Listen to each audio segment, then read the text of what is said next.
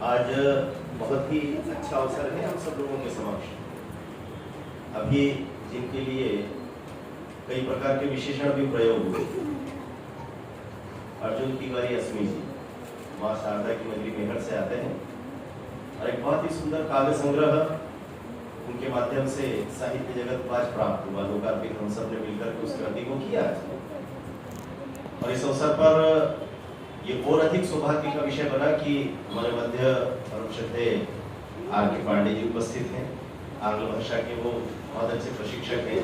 राज्य शिक्षा केंद्र के माध्यम से अच्छे शिक्षक तैयार करने का दायित्व भी उनकी ओर है। आरिणी संस्था जिनके माध्यम से आज यह कार्यक्रम संयोजित हुआ, उसकी संस्थापक अध्यक्ष डॉक्टर मीनू पांडे जी। क्योंकि मेरा तो अभी 3 वर्ष का संबंध है, इसलिए स्वाभाविक रूप से मैंने तो उनके कई आयामों को जितना मैं जान पाया उतना जाना, लेकिन आज उनके गुरुजनों से जब मैं सुन रहा था तो लगा कि जब गुरु संतुष्ट होते हैं तो निश्चित बात है कि शिष्य में कुछ न कुछ तो बात है। और इसलिए मैं आपको भी प्रणाम कर रहा हूँ। मीनू पांडे जी भी यहाँ मंच पर उपस्थित हैं, कुशल संचालन कर रहे हैं परम श्रद्धेय सुरेश पटवा जी और पूरा विद्वत सदन, सभी साहित्य अनुरागी बंधु भगिनीगण यहाँ पर उपस्थित है। मैं आप सबको भी प्रणाम कर रहा हूँ और साथ ही प्रिय अनुज अर्जुन जी को तो ढेर सारी बधाई देता हूँ। उनका उपनाम बड़ा अच्छा है, अस्मी नाम जिसने भी साहित्यकार ने आपको दिया है वो बहुत अच्छा है। हम में से अनेक लोग पुरानी पीढ़ी के हैं। आकाशवाणी पर हम सब लोगों ने एक कार्यक्रम रात्रि 10 बजे सुना होगा, बहुत वर्षों से चल रहा है। अभी चल रहा है कि नहीं पता नहीं, फुर्सत नहीं रहती इन दिनों, सुन नहीं पाता, लेकिन एक कार्यक्रम आता था गीतों भरी कहानी। और उस गीतों भरी कहानी में बड़े अच्छे ढंग से जो प्रस्तोता होते थे वे बीच बीच में एक कहानी को इस ढंग से चलाते थे कि उसमें कहीं कहीं बीच में कुछ फिल्मी गीतों को प्रस्तुत कर देते थे और वो एक फिल्मी गीत बजता था और कहानी फिर आगे शुरू हो जाती थी। आपको कहीं यह आभास नहीं होता था कि कहानी अलग है और फिल्मों के गीत अलग है। ये सारे गीत भिन्न भिन्न फिल्मों के होते थे, लेकिन बड़े सुंदर ढंग से माला के मोती की तरह पिरोकर उनको प्रस्तुत करने का एक उपक्रम होता था। मुझे लगता है कि आज की यह जो कृति है, यह कृति भी ठीक उस गीतों भरी कहानी की तरह है। आप जब उसको पढ़ेंगे तो आपको बड़ा आनंद आएगा। विषय प्रेम का, इसलिए बड़ी रुचिकर भी है, क्योंकि प्रेम से संभवतः दुनिया का कोई मनुष्य अछूता नहीं रह सकता। स्त्री पुरुष का कोई प्रश्न ही नहीं। प्रत्येक मनुष्य प्रेम से पगा हुआ है, उससे रचा बचा हुआ है। और इसलिए मुझे बहुत अच्छा लगा कि इस विषय पर उन्होंने पुस्तक लिखी। लेखक ने प्रारंभ में जो भूमिका लिखी उसमें उन्होंने विद्यार्थी भाव से इस बात को स्वीकारा कि मेरा जो कुछ इसमें प्रस्तुत किया है ये संपूर्णता लिए हुए नहीं है, इसमें अभी बहुत सारी सुधार की गुंजाइश है। और मुझे लगता है कि ये विद्यार्थी भाव जब लेखक में होता है वह अहंकार से मुक्त होता है और इसलिए स्वाभाविक रूप से यह विद्यार्थी भाव अर्जुन जी को बहुत आगे तक ले जाने वाला है। मैं 2 कारणों से इस कार्यक्रम के लिए अपने आप को थोड़ा सा असंगत पा रहा था। पहला कारण तो मीनू जी ने भी बताया कि ये पूरा मंच जो है यह अपनी मुस्कान के लिए प्रसिद्ध है। सामान्यतः सब लोग कहते हैं, मैं जहां कहीं सोशल मीडिया पर मेरे चित्र होते हैं, चाहे कार्यक्रमों में होता है, लोग कहते हैं कि आप मुस्कुराते बहुत हो। और यह आज की जो पुस्तक है मुस्कान के प्रतिबंध, उसमें मुझे अतिथि बनाया गया। तो मुझे लगा कि मैं मुस्कान का ब्रांड एम्बेसडर हूं कि मुस्कान के प्रतिबंध का। लेकिन दूसरा जो मुझे ध्यान में आया कि दूसरा जो कारण मुझे लग रहा था कि ये जो विषय है, ये विषय दरअसल प्रेम और प्यार है। अब प्रेम और प्यार के विषय के लिए भी मैं अपने आप को थोड़ा असंगत पा रहा था। इसके कुछ निजी कारण है। मैं आपको कहूं कि एकदम प्रारंभिक मेरी जो स्कूल शिक्षा हुई 1ली से 8वीं तक की, वो एक सरकारी बॉयज स्कूल में हुई और एकदम संसाधनों से परे विद्यालय। अपना बिछाने का थैला तक मैं साथ में लेकर के जाता था, छोटे से गांव। तो स्वाभाविक रूप से बॉयज स्कूल था, इसलिए किसी प्रकार की वैसी भावनाएं कभी उपजी नहीं जैसी भावनाएं आजकल केजी 1st और 2nd के बच्चों के मन में भी उपज जाती है यूट्यूब और इंटरनेट की कृपा से। बाद में जब हायर सेकेंडरी में पहुंचा तो हायर मैथमेटिक्स का विद्यार्थी बन गया, जैसे अर्जुन जी रहे। उस जमाने में पता नहीं कैसे वहां पर ये परंपरा थी कि बहनें जो होती थी, लड़कियां जो होती थी, वो सब आर्ट्स लिया करती थी और साइंस में कोई लड़की नहीं होती थी। तो 11वीं तक पुराने जमाने की हायर सेकेंडरी की, तब तक भी कोई कन्या हमारी कक्षा में रही नहीं। और जैसे ही हायर सेकेंडरी किया उसके बाद का जो सारा अध्ययन था मेरा, वो सारा का सारा घर पर रह करके प्राइवेट हुआ मेरा। तो इसलिए बहुत कम अवस्था में मैं सरस्वती शिशु मंदिर का आचार्य हो गया। तो मेरे मित्र कई बार मजाक बनाते थे मेरे साथ वाले कि तुम जिस उम्र में सीटी बजाना चाहिए सड़क पर खड़े होकर के, फिल्मी गाने गाना चाहिए, या लड़कियों को छेड़ने की जो उम्र होती है कभी कभी, उस उम्र में तुम धोती कुर्ता पहन करके पढ़ाने चले गए शिशु मंदिर में, तो अब तुम्हारा तो कुछ बचा ही नहीं जीवन में। और अब ले दे करके रही सही कमी आज पूरी कर दी मीनू जी ने कि उन्होंने कहा इस प्रेम से पगी हुई रचना धर्मिता पर आपको कुछ कहना है। तो मुझे लगा कि ये सारी असंगतताएं कभी कभी हास्य भी पैदा करती है। मुझे याद आ रहा है अभी पिछले दिनों इंदौर में इंदौर स्थापना दिवस मना, हमारे माननीय मुख्यमंत्री जी वहां पर पहुंचे अतिथि के रूप में, और उन्होंने कहा कि प्रदेश को नशा मुक्त करने के लिए हम लोग बड़ा प्रयास कर रहे हैं, और सारा उन्होंने विषय रखा कि युवाओं को और सब लोगों को नशे से मुक्त होना चाहिए। मुख्यमंत्री जी और बाकी सारे लोग चले गए। उसके बाद सुनिधि चौहान की संगीतमय प्रस्तुति थी, और वो आई और बीड़ी जलाई ले जिगर से पिया, उन्होंने गा दिया। तो मुझे कुछ कुछ ऐसी असंगतता इस कार्यक्रम में भी दिखाई दे रही थी, लेकिन कुल मिलाकर यह पुस्तक बहुत अच्छी है। इसलिए भी नई पीढ़ी को पढ़ना चाहिए कि उन्होंने सब लोगों ने एक एक बार कहा, भक्ति भी कह करके गई, मीनू जी ने भी कहा, हमारे समीक्षक सिद्दीकी जी ने भी कहा कि प्रेम के उदात्त स्वरूप से नई पीढ़ी इस समय अछूती है, और इसलिए प्रेम के उस पवित्र रूप को पहचानने का प्रयास नई पीढ़ी करे। इसलिए कुछ अच्छी रचनाओं का आना आवश्यक है। वल्गरिटी तो बहुत है साहित्य में, गंदा भी बहुत लिखा जा रहा है, उसकी चर्चा आज इसलिए नहीं करना चाहिए कि अर्जुन जी ने बड़े पवित्र हृदय से श्रद्धा भाव के साथ प्रेम का एक अच्छा स्वरूप प्रकट करने का प्रयास किया। तो इसलिए, लेकिन एक बात जरूर मुझे लगी कि उन्होंने कैफियत का प्रयोग बार बार किया हर एक रचना के पहले, उसकी भूमिका बनाई है। इसके कारण से एक अच्छी बात तो ये हुई कि जो पाठक है वो स्पीड ब्रेकर अनुभव नहीं करता, एक कविता से दूसरी कविता पर जाएगा, दूसरी से तीसरी पर जाएगा। तो अगर ये केवल कविताएं होती तो शायद पाठक को अटपटा लग सकता था, लेकिन कैफियत आ जाने के कारण से ये ध्यान में आता है कि एक कथा श्रृंखला का हिस्सा बनकर के ये कविताएं आई है। लेकिन मुझे कई बार ऐसा लगता है कि जब आप प्यार की बात करते हैं तो प्यार में कैफियत की जरूरत नहीं होती। प्यार एक ऐसा भाव है जो हमारे देश में हम लोग जिस पवित्रता से अनुभव करते हैं, हम सब लोग, उसमें तो केवल आंखों में झांक लेने भर से आपको प्रेम की अनुभूति हो जाती है, वहां शब्दों की आवश्यकता नहीं है। तो मुझे लगा कि कैफियत की आवश्यकता सचमुच नहीं है, और उनकी रचनाएं जब प्रारंभ होती है तो बड़ा अच्छा लगा कि वो स्वयं को एक खग मान लेते, पक्षी, और नायिका को उन्होंने पुष्प का प्रतीक बनाया, सिद्दीकी जी ने उल्लेख किया था।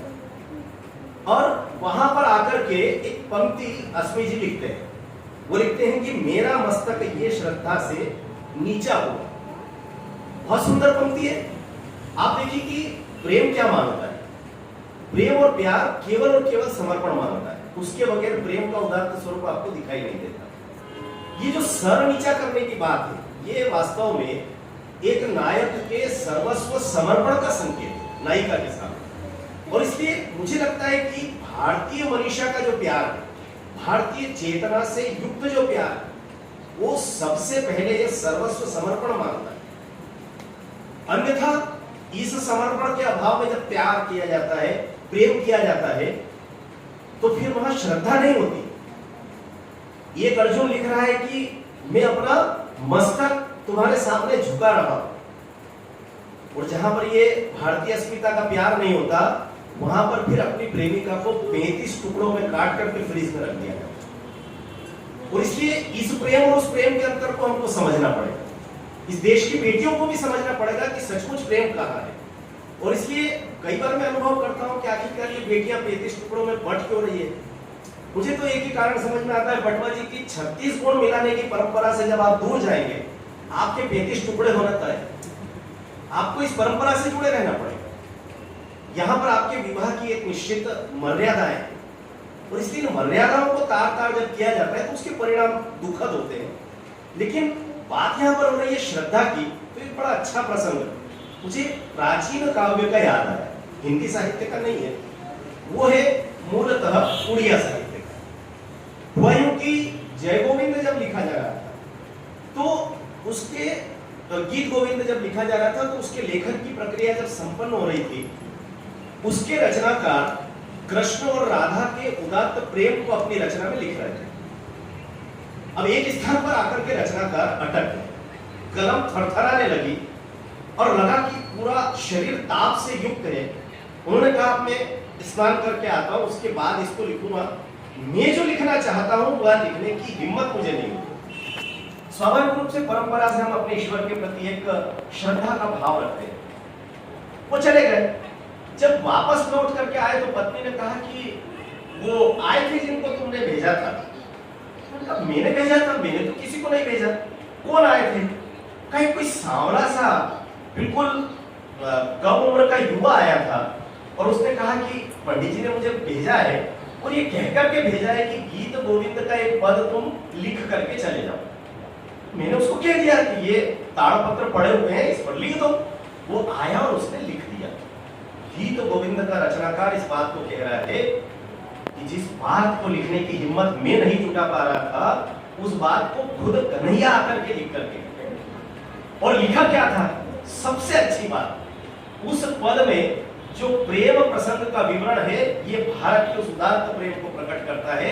कृष्ण राधा से कह रहे हैं, हे राधिके तुम अपना चरण मेरे मस्तक पर रखो। ये प्रेम की उदात्तता है।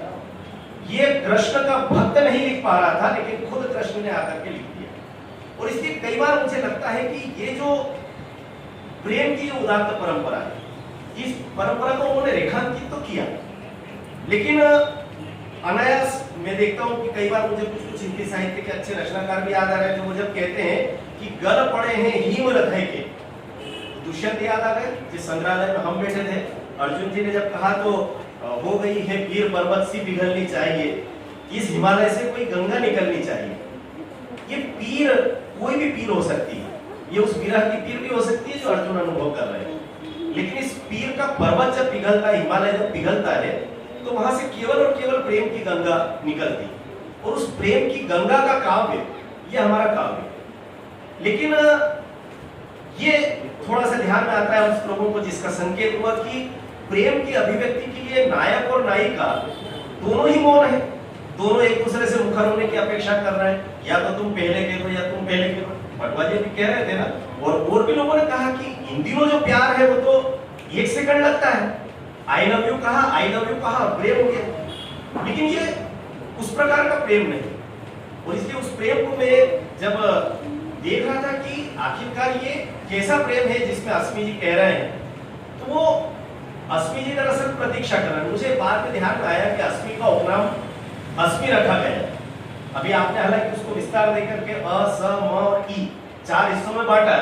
ये भी एक परंपरा है, लेकिन अस्मी मूलतः संस्कृत निष्ठ हिंदी का शब्द है, संस्कृत का भी शब्द है।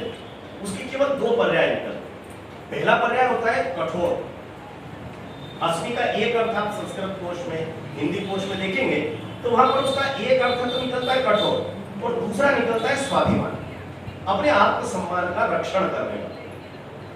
अब जब अपने महाराज ये अस्मी है तो स्वाभाविक रूप से इनके दोनों पर्याय इनको मुखर होने से रोकते रहे और ये प्रतीक्षा करते रहे कि नायिका खुद होकर के कुछ बोलते हैं। तो मुझे ऐसा लगता है कि ये भारत जो है ना, ये तो केवल बार बार यही कहता है कि शब्द तो शोर है, तमाशा है, भावना के सिंधु में बताशा है, मर्म की बात होठों से मत कहो, मौन ही भावना की भाषा है। और ये मौन जब प्रेम का प्रकट करता है तो फिर शब्दों के मुखर होने की आवश्यकता नहीं रहती। और इसलिए मुझे कुछ स्थानों पर, चूंकि बहुत छोटे भाई हैं और मैं कोई ऐसा साहित्य अकादमी का निदेशक होने के नाते अधिकार तो नहीं रखता कि मैं हर किसी की गलतियां बताऊं, लेकिन मित्रवत उनको कहना चाहता हूं कि कहीं कहीं इन कारणों से आपकी रचनाओं में विरोधाभास भी दिखाई दे जाता है। अब जैसे एक स्थान पर आप कहते हैं, इस पदार्थवाद से ऊपर उठकर खुले व्योम में आकर देखो, श्वेत वर्ण के भावों से मुझे तुमको गले लगाना। अब आप ये देखिए, कंटिन्यूशन में 2 पंक्तियां। आप एक तरफ तो नायिका से कह रहे हो कि पदार्थवाद से ऊपर उठ जाओ, भौतिकता से ऊपर उठ जाओ, देह में से कोई लेना देना नहीं है, लेकिन दूसरी पंक्ति में आप अपेक्षा क्या कर रहे हो? गले लगाने। अगर आप नायिका से ही अपेक्षा कर रहे हैं कि वो पदार्थवाद से ऊपर उठ जाए, बड़ी ऊंची चीज है पदार्थवाद से ऊपर उठना। अगर आप देह की आसक्ति से दूर हो गए तो फिर बाकी चीजें तो समाप्ति हो जाती है, केवल विशुद्ध प्रेम बचता है। लेकिन ये विरोधाभास है, और इसलिए मुझे लगता है कि इस प्रकार के, हो सकता है आपने इतना बारीक चिंतन नहीं किया हो, लेकिन इस प्रकार के विरोधाभास से हमको बचना चाहिए। इस प्रकार की रचनाओं में जो उदात्त प्रकार की रचना है, एक स्थान पर आप कहते हैं प्रिय मुस्कान तुम्हारा साथ चाहिए। अब मैं सोच रहा था कि इस पुस्तक पर चर्चा करने वाले हमारे सारे के सारे वक्ता शीर्षक की चर्चा जरूर करें, ऐसा मैं अपेक्षा रखा। लेकिन अध्यक्षीय उद्बोधन तक आते आते इस बात की चर्चा नहीं हुई कि मुस्कान के प्रतिबंध है। मीनू जी जब बोल रही थी स्वागत उद्बोधन संस्था के प्रधान के नाते, और पुस्तक पर जब चर्चा कर रही थी, उनके मुंह से निकला मुस्कान पर प्रतिबंध। सिद्दीकी जी जब बोल रहे थे, उनके मुंह से निकला मुस्कान पर प्रतिबंध। जब पांडे जी बोल रहे थे, तब उनके मुंह से निकला मुस्कान पर, फिर उन्होंने कहा मुस्कान के प्रतिबंध। ये व्याकरणिक त्रुटि थोड़ी है क्या?